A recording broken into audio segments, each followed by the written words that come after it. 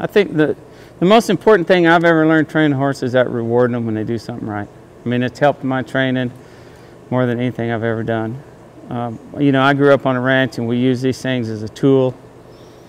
And so, you know, I wasn't big to pet on one. And I'm still not big to pet on one until they do something right. But when I started petting on these things, when they did something right, it advanced my training 10 times.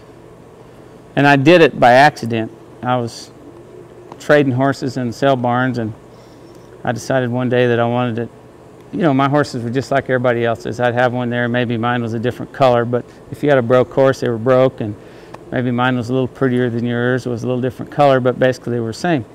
So I decided I wanted to teach one tricks, and so I just started in on it one day at the house trying to teach one to bow. And it was in the summer and it was hot, and I had a rope on his leg, and I wrestled around with him, wrestled and wrestled for an hour, and he was sweating and I was sweating, and he was huffing and puffing and I was huffing and puffing. And finally he bowed, and when he did, I was like, oh man. And I petted on him. When I did, I see him lick his lips. So I asked him to bow again, and he just did it.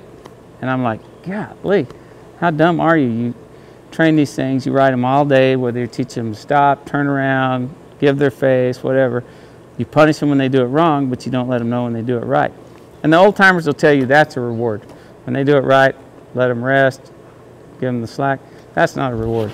This is a reward. And they figure it out really fast.